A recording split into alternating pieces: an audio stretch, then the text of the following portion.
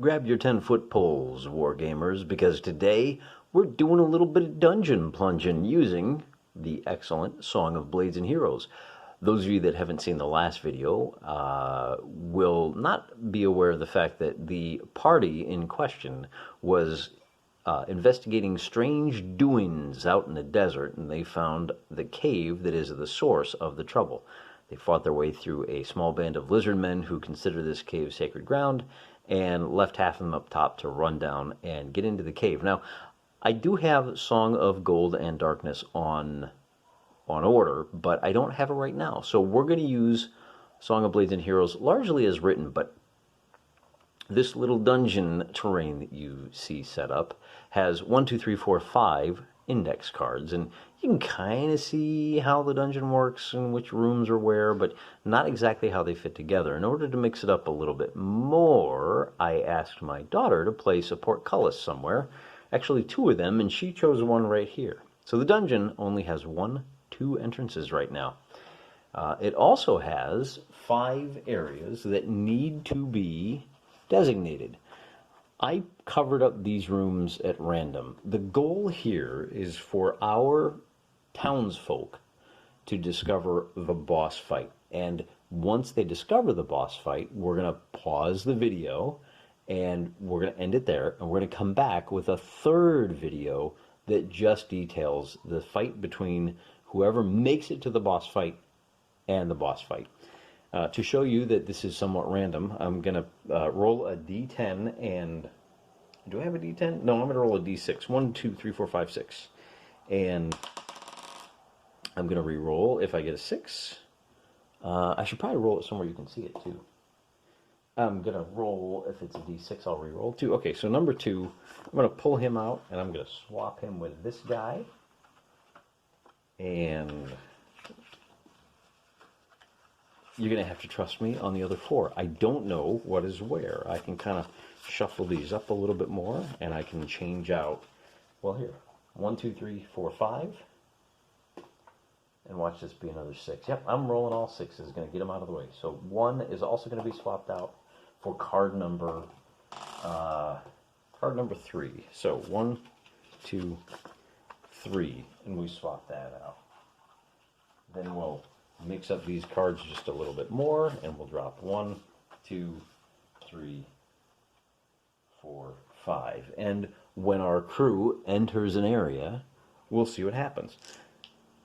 On their first turn, I have a whole... Now, one thing, I'm not going to show you what all is in there, because the exploration is part of the surprise. But I have a whole tin here with various bits and baddies. I don't know which one is where, but each one of these cards has some kind of threat.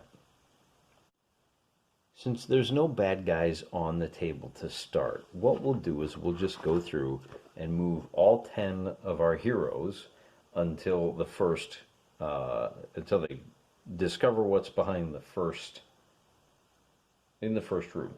And I'm going to go ahead and send this guy here. Remember, that's our wizard boss man. I'm going to send 1 swordsman down the hall. He's going to take point. He's going to be followed by 1 vampire hunter or undead warrior.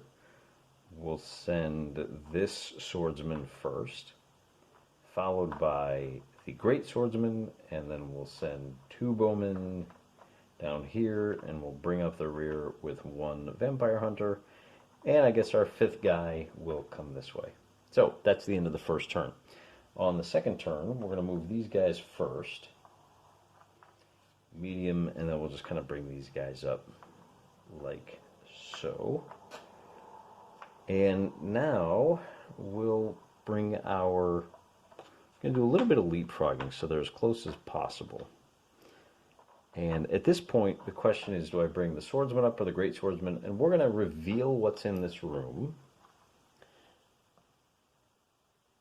You know what? Let's take a closer look.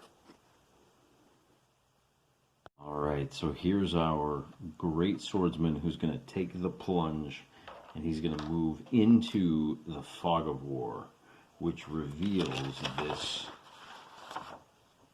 nice big cavern. I think we put him right about there. And the question then is, what is on the card? And the answer is nothing. Nothing at all. Very exciting stuff. So we'll bring this swordsman up to there. And there apps it up for the Great Room.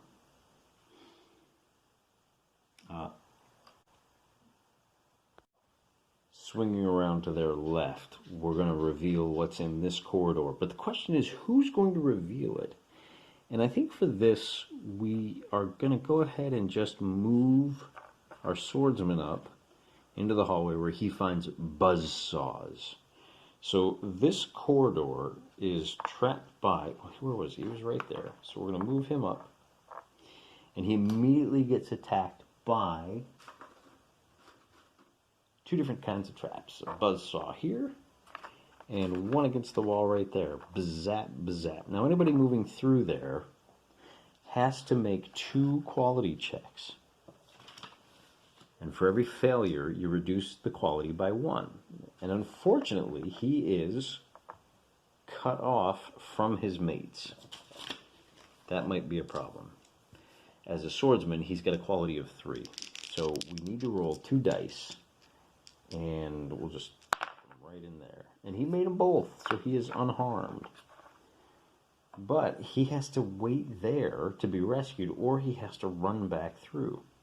So we'll go ahead and run back through, and they're going to have to go all the way around to meet up with the other crew. So he takes 1 point of damage, and I'm going to mark him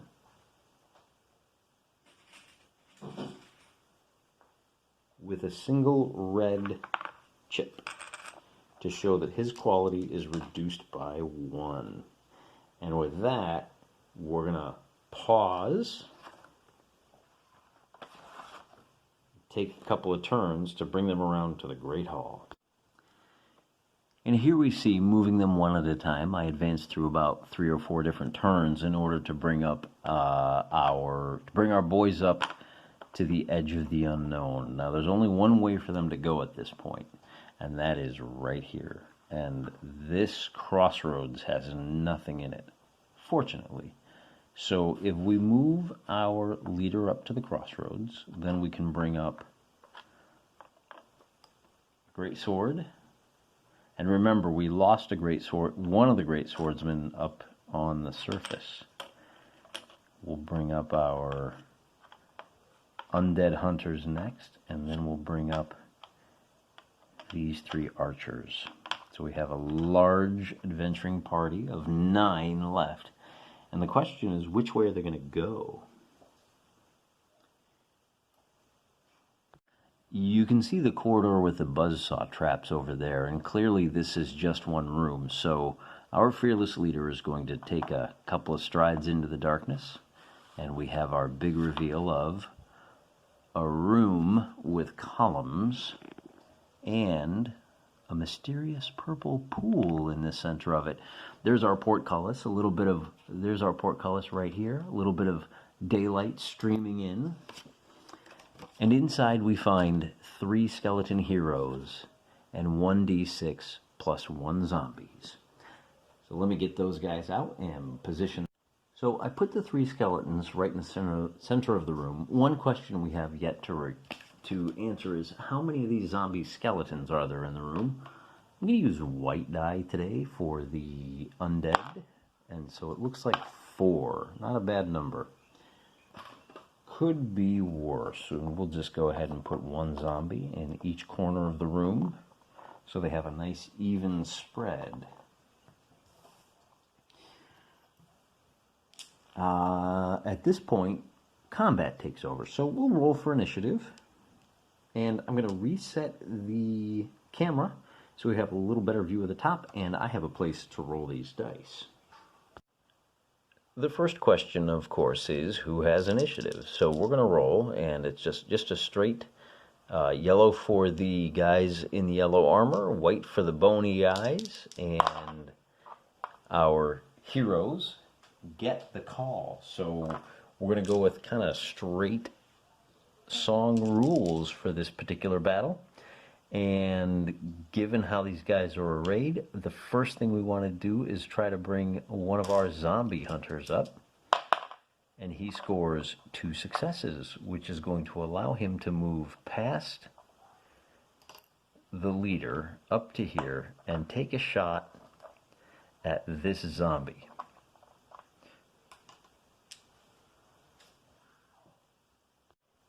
He is shooter along, so as you can see, he's well within range. He has a combat of 3 versus a combat of 4. So that's a loss, and because he's shooting, he does not suffer any ill effects. We can bring up our second zombie hunter, and he's also going to try for 2 successes. He only gets 1.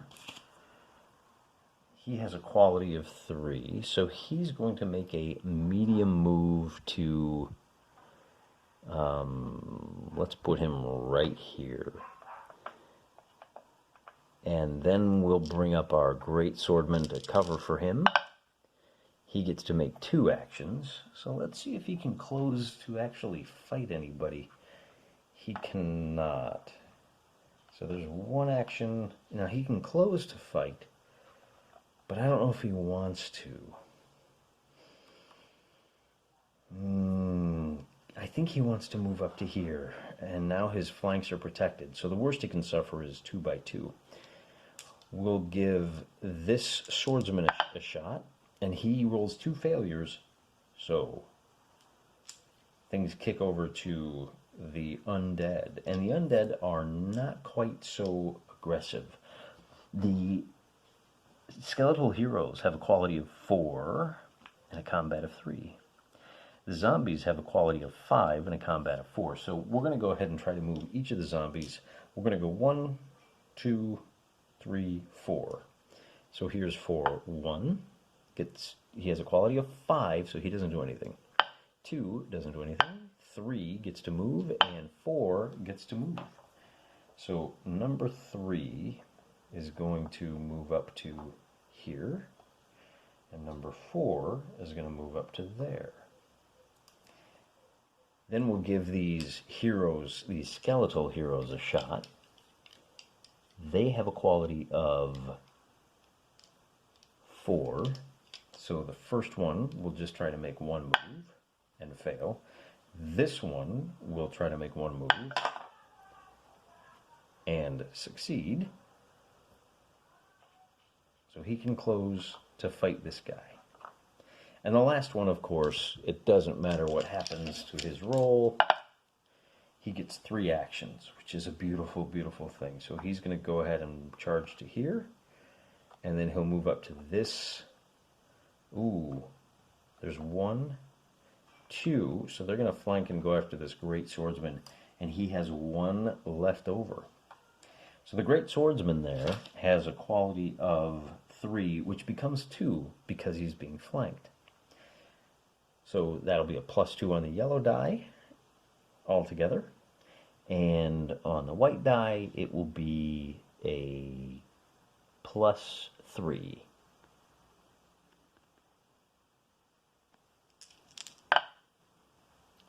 So 6 and 6, nothing happens. And it's the good guy's turn. So 1, 2, 3, we're going to go red, yellow, white, and we just want to bring these guys up. They have a quality of archers 3, so red, yellow, he's the only one that gets to move up. He's going to move up to here. Then we're going to try to move our injured guy. Just roll 1 die. Oops, and with a quality of 4, we're going to give it to him. He's going to move up to here. It's getting a little tight in there, and stop right there with contact on this guy. So now these 2 are locked in combat, which means we want to bring this, no, we want to bring him into fight melee if possible. Nope. but at least he can double up. We're going to try to bring him up to take a shot. And with 2 actions, we're going to allow him to come up and take a shot through there. He gets a total of 6 versus the zombies, I'm sorry, total of 12 versus the zombies total of 6.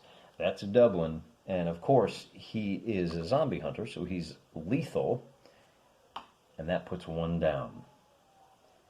Then it is our leader's turn. And we can bring him up. Yeah, let's try to bring him up. He gets 2 actions.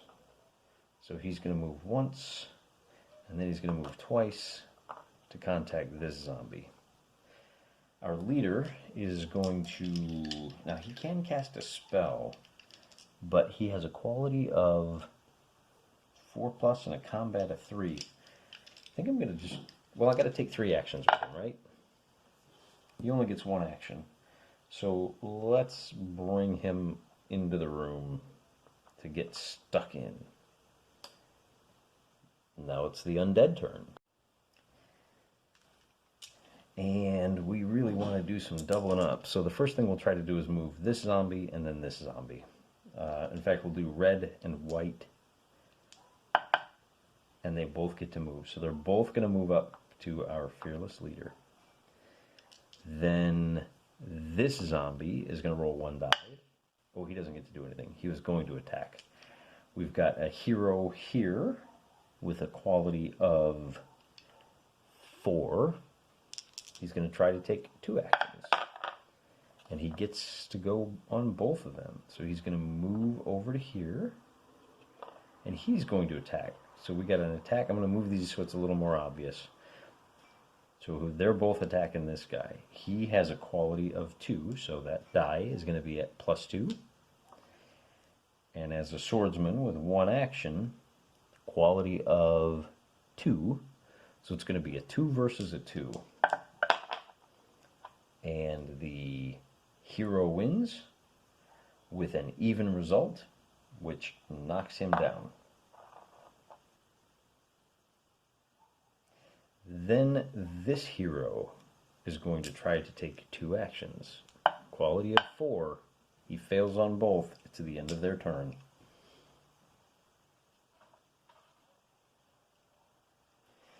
On the hero's turn, everybody's stuck in melee. So we're going to roll for red, white, and yellow. Well, I'm making a mess here.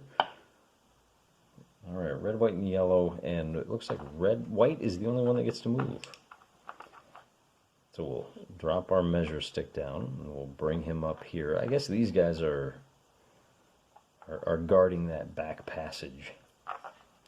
Make sure nobody else sneaks up on them. We could move up to here and expose this card right now, but probably safer if we deal with this mess first. The question is who moves who, how, when, and where. We'll go ahead and bring, if we can move him up to here, we can relieve some pressure on the bossman. So let's try and do that. We'll make 2 actions, 3+, means he gets to do just that. He's going to charge up here, and now we've got the opportunity to make an attack on this zombie. He's at a bit of a disadvantage because the zombie has a quality of a combat of 4 to his 3. But he is lethal, so if he wins this contest, which he does not, that's a total of 10 versus 6. Winning with an even number means this zombie hunter falls down on his butt. But he did relieve the pressure on the wizard, who can go ahead and he's just going to try to activate once. He did it. So now he's going to do a fight against that guy. The wizard gets a total of 8.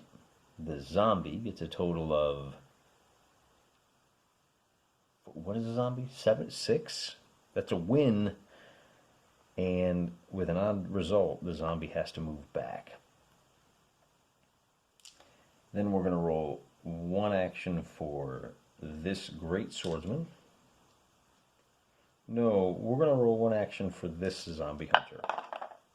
Or two actions, I suppose, since I rolled 2 dice. He gets 2 actions, so he's going to make one attack on this hero. He's going to be a +1. So his total bonus is 4, and his total bonus is 2 because he's being double teamed. So +4, +2, 10, 7. That is the zombie hunter who is lethal, so another skeleton crumbles to dust. Then we have this fight over here, and I really want to make that attack. So I get to do it with the one action. There's going to be an attack here. That big swordsman has a quality of 3. Oh, he's +1 for melee on the first round. I forgot about that with those guys. All right, +1 on the first round. Basically, all of his attacks are charging attacks. Or perhaps I should say every time he enters melee, it counts as a charge, even if he isn't ambushing. Either way, this is now a straight fight of Combat 3 versus Combat 3. So straight up tie, nothing happens. We have fought with him. He did the assist. They all moved. Oh, we got one more fight down here. And I might as well roll 3 dice to see. Oh, I did. I got my mighty blow. So he's fighting at +1. So it's going to be at a 4 versus a 4. And he wins with an even number, which makes that zombie fall down. So the first thing we're going to do is try to stand up these two. Oh, that's actually a skeleton hero. Good to know. Oh, he gets a chance to stand up. He rolls a 6, and that's all he's going to do is stand up. And he is still in combat with this zombie right here, who is in trouble because he's actually in combat now with a couple of guys. So this hero is going to try to stand up, and he does. This zombie is going to try to stand up, and he does not. Remember, they only activate on a 5. Then we'll do this zombie trying to activate on a 5, and he does, so he moves into combat here. And not a lot of attacks going on over here. So we had a stand up, fail, stand up. What is he doing? He's attacking somebody. I'm going to pull this out so we can see exactly who's who. This old boy is still on the ground. Now you can attack from the ground, but your opponent gets a +2. So I never do it. All of this has been dealt with. This is the last attack left to go. Might as well roll 3 dice for that one. And he gets 2 successes. So he gets a +1 on his attack. He's fighting at a 4. He's fighting at a 3. So the yellow is at a +3. So that's a 9 and a 4 on an odd result. You got to back off a little bit, which is a bad result for the zombie guy, actually, because the first thing we're going to do is try to bring this undead hunter. Oh, he fails on both. Uh-oh. I was hoping to leapfrog him up and take that guy out. Wasn't meant to be. We'll try. We've got 2 chances to make an attack with an assist.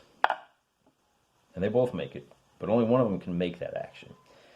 So he's now fighting outnumbered, which means he's fighting at a 2 versus a 4. So the yellow die is at +2. So that's 6 versus 3. Ooh. Ooh, that's not good. The leader goes down. And when a leader dies, bad things happen. Everybody's got to take a morale test. And that third bowman rolls 1 failure. So, 1 failure, the shortest route back home. 2 failures, 1, 2, and 1 failure. This zombie hunter rolls 1 failure, and he pulls back to here. The wounded guy has rolled 1 failure. And he's going to pull back to the crossroads. This great swordsman rolls 1 failure. Fortunately, he wasn't in contact. Now it gets a little bit ugly because he is going to have to run this way to get away. And he rolls 2 big failures. So that's okay. Now, as he pulls away, this skeleton gets a free hack at him. Remember, free hack is just a regular combat roll. It's 3 versus 3. But it's lethal. So because he rolled a 4 versus a 6, he dies. And he's a zombie hunter too, so that's kind of a big loss. We've got one more guy who is in hand-to-hand combat. He's going to have to run around this way. He loses 1, so he has to face the free hack from this guy. The guy that's on the ground doesn't count, so it's a 3 versus a 3. And because the skeleton won with a 7 versus a 6, that is a lethal attack. As he turns to run, the skeleton hacks him down. That's it for the morale check. And I gotta be honest with you, going through all of that, I can't remember whose turn it is. I think all of the skeletons have gone. So the effects of morale are over, and now we have to do it again. So we're going to give this zombie hunter 2 actions. Yeah. And he gets 2 actions. So he's going to use one of them to move to here. And he's got a range of long, so he's going to use the other one to take a shot at this skeleton. He has that's going to be a combat of 3 versus a combat of 3. A tie roll means nothing happens. So then we'll try this guy. Just 1 action for... you know what? Before I do, let's try this guy with 2. Nothing. Turn ends. The relentless dead. This zombie's going to try to stand up. And he does. That's all he does. But that's enough. These 2 zombies are going to be yellow and white. And neither one of them gets to go. They only activate on a 5. So he's going to try to activate twice. He gets 2 actions. And that's 1 and 2 to fight the zombie guy. And this skeleton is also going to try... Well, he's the last to go. He's going to try all 3. And with a quality of 4, he only gets 1 success. So he'll run up to here and stop right there. Now we got a chance. The living still outnumber the dead, but we have a chance. So we're going to try to activate this skeleton. Let's take a look at the line of sight here. He's got a shot. That archer is just going to take his shot. If he can score. Nope. No actions for you. So we'll try 2 actions with him. And he gets his 2 actions. So he's going to run up to here. Actually, he's got to go up to there. And then, ooh, he's in range. He would have to come to here. And he doesn't really have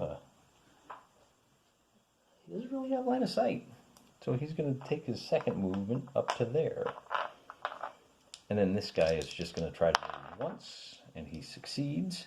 I really, really did not want him to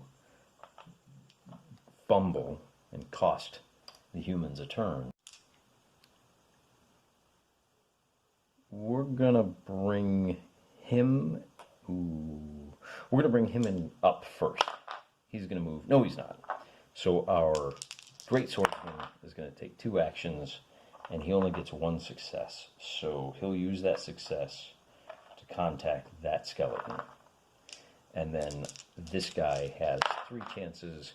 He gets 1 success. I don't know if you can see that. He rolled a 1, 2, and a 3. Just not motivated anymore. 3 and 3. Even Stevens. The zombie wins, and on a result of an odd number, that is a pushback. So, red, yellow, white. White is the only one that gets to move. He's going to move up, and he doesn't have any room. That's as close as he can get. We'll roll for the skeleton hero. He gets 1 action, so he'll close to there. And we'll roll for this guy 3 times. He gets 2 successes, so he gets a +1. It's going to be a 4 versus a 3. A 10 versus a 5 is a death. Oh, that's 4 dead and 5 still living. The next death could be the end of the adventure. We're going to start with him.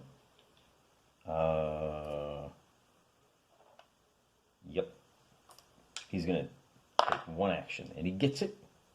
So he's going to shoot at this guy, and the range is okay. That is a combat of 2. What's the bowman? 3. 3 versus 3. And with a 5 versus a 9, nothing happens. He's going to try to take 2 actions, and he's going to get 2 actions. So he'll move up to here, and he'll take a shot. 3 versus 3. 7 versus 5, and on an even number, this skeleton falls down. He's going to try to take 1 action and fail. He's going to try to take 1 action and succeed, so he's going to double up over here. And now the last of our heroes is the zombie hunter, who has 3 actions. He gets 2 successes, so he's at +1 fighting at a 4. He's at -1 fighting at a 2.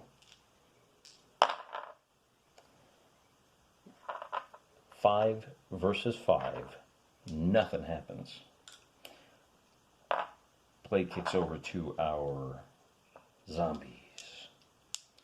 Yellow, white. Nothing. Nothing. He's going to try to stand up and attack. So that's 2 actions. He needs a, what's his quality? Skeleton hero quality 3+. So he stands up and he attacks this wounded boy over here. Now the wounded guy only has a quality of 2 versus a quality of 3. So that's a 7 versus a 6, and the 5 pushes him back. Then we've got our last skeletal hero right here, who gets his 2 actions for a +1. So it's a 4 versus a 3. And he wins with an even number, which knocks him down. All right. Well, he's going to try to take a shot. He gets his action. 3 versus 3. Our good guy wins, and he has to back off a step. Then we've got a second archer. Who, does he have a shot? Not a very good one, I can tell you that. He's kind of blocking the way. But he's not in combat, so he doesn't block the shot. We'll see. Nope, no shot. 2 actions for him, so he can move up to... Well, how far up can he move? He can move up to here, and he can take a shot at this skeleton here. And it's not going to do any good. Tie means nothing. So he's going to make 3... Ooh, let's make 1 action with him. And all he wants to do is come over here and contact this skeleton, because then he's got a chance to stand up on his first action, move up on his second action, and attack on his third. So that is a 3 versus a 2. The 8 versus a 3 means another skeleton goes away. Heck of a battle here, guys. We're going to do red and white. The red gets to move to here.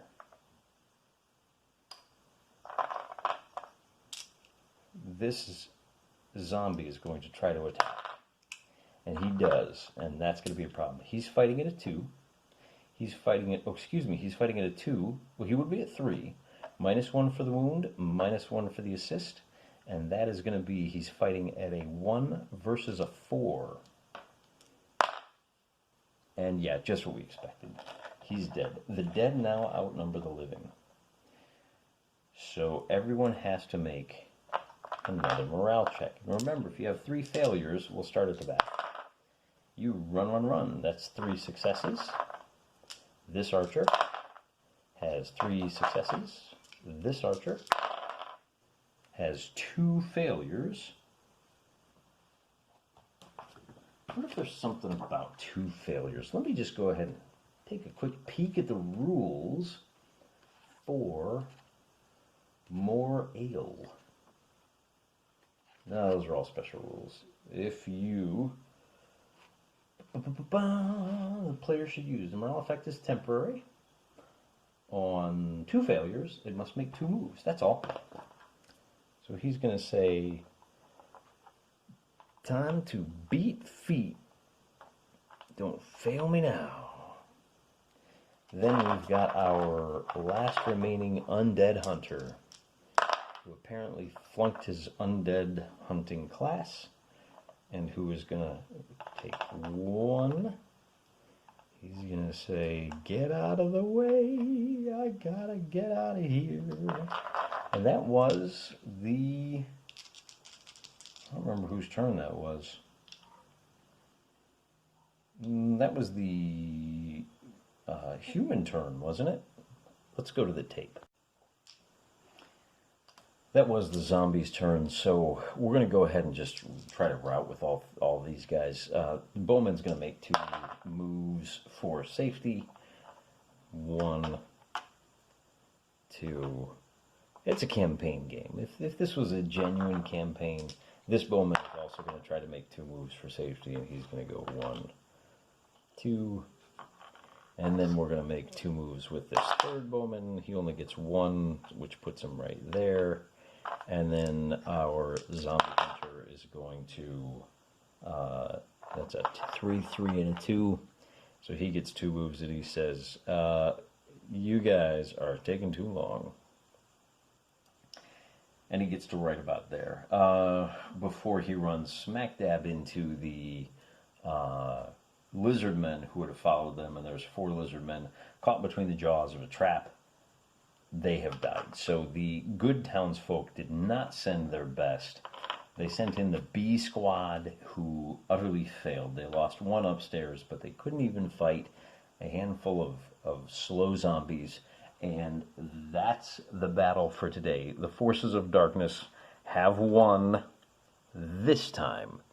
The forces of good will have to regroup and try again another day. And the great news from my perspective is that I still have a half a dungeon that you haven't seen yet, with a lot more surprises to throw, not just at the townsfolk, but to throw at you. And after we've seen all of that, maybe we'll do a quick video showing you how exactly I put it all together. In the meantime, I'm going to hide my secrets, and I'm going to show you that we had 1 card with a trap that I didn't get a chance to show you.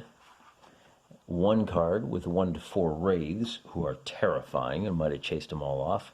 1 trap with D6 skeletons and D3 skeletal archers. Now, unlike the heroes, the skeletons only fight with a combat of 2.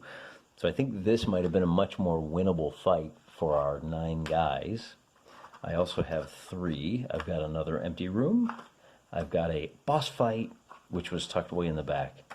And I've got a Spectre hidden somewhere back there as well. Oh, Spectre plus D6 plus 1 skeletons? That would have been a killer. At any rate, you can't win them all.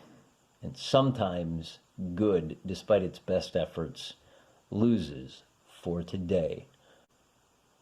Well, you can't win them all.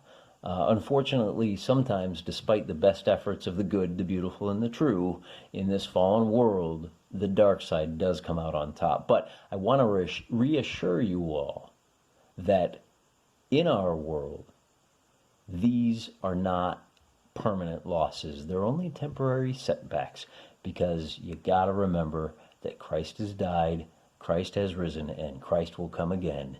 And when that day comes, we will all be together. Well, all the men of goodwill, at least, will be together in glory. Until that time, I'm going to try to drag you along with me as I do my part to try to see that far golden shore. And I'm going to drag you along by praying for you each and every day.